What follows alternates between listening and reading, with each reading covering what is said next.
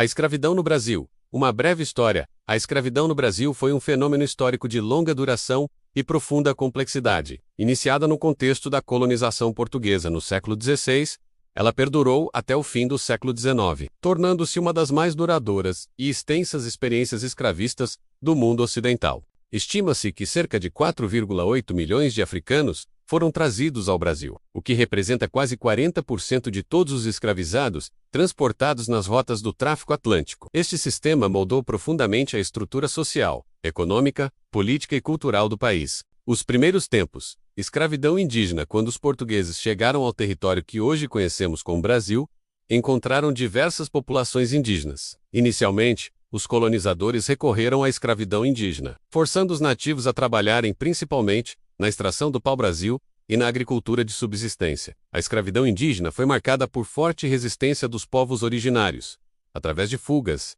emboscadas e alianças com inimigos dos colonizadores. Contudo, a Igreja Católica, por meio da atuação dos jesuítas, posicionou-se contra a escravidão indígena. A partir do século XVII, especialmente com o fortalecimento das plantações de açúcar no Nordeste, os colonos passaram a importar escravizados africanos em larga escala. A chegada dos africanos. A partir da década de 1570, a escravidão africana no Brasil começa a se consolidar. Já envolvido no comércio de escravizados na África desde o século XV, Portugal aproveitou essa estrutura para abastecer sua colônia americana. Os africanos eram capturados em diversas regiões do continente. Eram embarcados em condições desumanas nos navios negreiros. Angola, Congo, Moçambique, Guiné, Nigéria e Benin eram os países de onde embarcaram os navios. Conhecida como Passagem do Meio, a travessia do Atlântico era extremamente cruel e marcada por elevadas taxas de mortalidade. O papel econômico da escravidão. A escravidão foi o pilar da economia colonial brasileira. Os escravizados eram a principal força de trabalho nos engenhos de açúcar, nas lavouras, nas minas e nas cidades. Engenhos de açúcar. Durante o período colonial, o açúcar foi o principal produto de exportação do Brasil. Os engenhos exigiam uma estrutura complexa, com plantações, moinhos e caldeiras, e dependiam inteiramente do trabalho escravo. As jornadas eram exaustivas, e os castigos físicos, comuns. Mineração.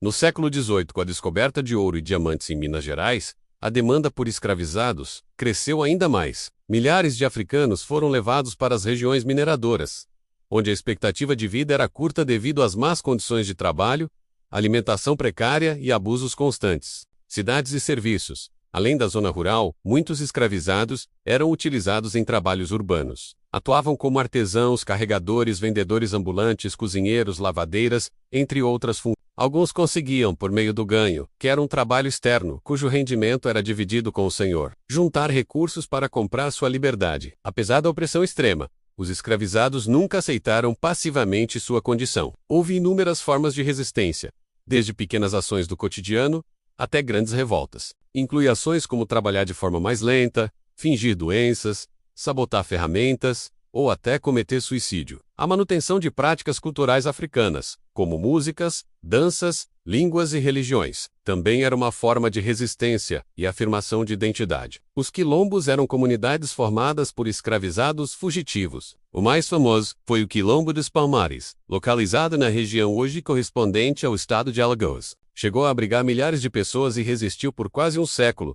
até ser destruído em 1694, Zumbi dos Palmares. Líder símbolo da resistência, tornou-se um herói nacional. Houve diversas rebeliões ao longo dos séculos. Entre elas, destaca-se a Revolta dos Malês, na Bahia, organizada por escravizados islamizados. Essas revoltas eram duramente reprimidas, mas evidenciam o espírito de luta e resistência dos africanos e afrodescendentes. O tráfico atlântico de escravizados foi um dos maiores negócios da era moderna. Portugal, como potência colonial, lucrava imensamente com essa atividade. O tráfico era realizado por comerciantes portugueses, brasileiros e estrangeiros, com apoio da coroa. Os escravizados eram vendidos em feiras, como mercadorias. Havia verdadeiros mercados de gente, em cidades como Salvador, Recife e Rio de Janeiro. O fim do tráfico começou a ser pressionado no século XIX, principalmente pela Inglaterra, que havia abolido o comércio de escravizados em 1807. O Brasil assinou acordos para coibir o tráfico, mas continuou clandestinamente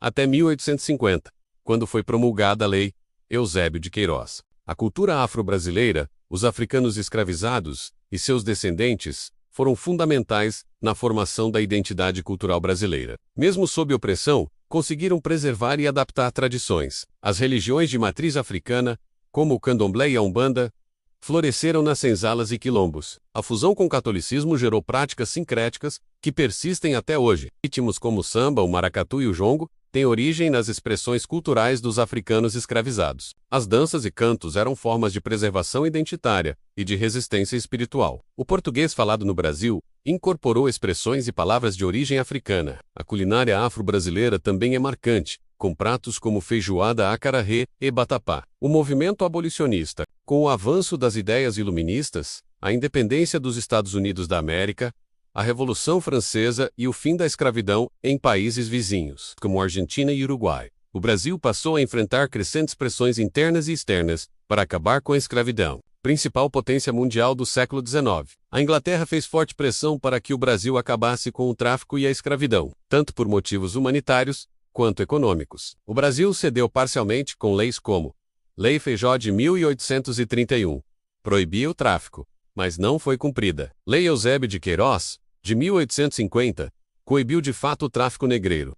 Nas décadas de 1870 e 1880, o movimento abolicionista ganhou força. Intelectuais, jornalistas, advogados, políticos e religiosos passaram a defender a abolição. Muitos negros livres também lideraram campanhas e fugas em massa. Clubes, abolicionistas, imprensa militante e sociedades de libertação de escravizados surgiram por todo o país. As leis parciais. Lei do Ventre Livre de 1871 libertava os filhos de escravizadas, nascidos após a promulgação. Lei dos Sexagenários de 1885 concedia liberdade a escravizados com mais de 60 anos. Essas leis eram vistas como insuficientes, pois impunham condições e prazos que dificultavam a efetiva liberdade. A abolição.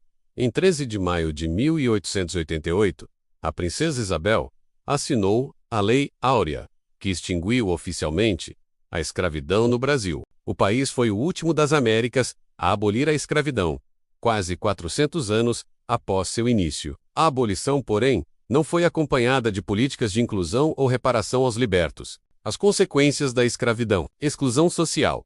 Após a abolição, os ex-escravizados foram deixados à própria sorte. Sem terra, moradia ou acesso à educação, muitos continuaram em condições precárias. As elites políticas e econômicas recusaram-se a promover qualquer reforma social. Racismo estrutural. A escravidão legou ao Brasil um racismo estrutural que ainda persiste. A crença na inferioridade dos negros foi perpetuada por ideologias pseudocientíficas do século XIX. O mito da democracia racial escondeu por décadas a desigualdade profunda entre brancos e negros no país. Favelização e desigualdade.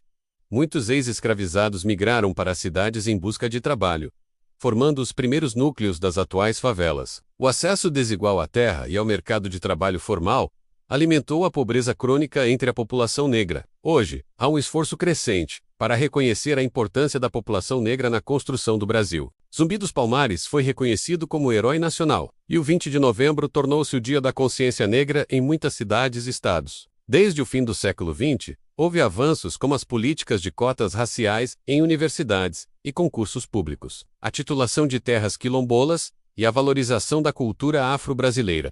Educação e combate ao racismo. A Lei 10.639, do ano de 2003, tornou obrigatória a inclusão da história e cultura afro-brasileira no currículo escolar. A educação é considerada a ferramenta fundamental para o combate ao racismo e à exclusão. A escravidão no Brasil não foi apenas um sistema econômico de exploração. Foi também um regime de dominação social, política e cultural que moldou profundamente a identidade do país. Apesar da abolição formal, seus efeitos continuam a ser sentidos em diversas áreas, desde o acesso à educação e saúde até a representação política e cultural. Compreender esse passado é essencial para construir uma sociedade mais justa. O reconhecimento do sofrimento, da luta e da contribuição da população negra é parte fundamental desse processo. A verdadeira abolição só será alcançada quando houver igualdade real de oportunidades e o combate efetivo ao racismo sistêmico. Assim se encerra esta breve história da escravidão no Brasil.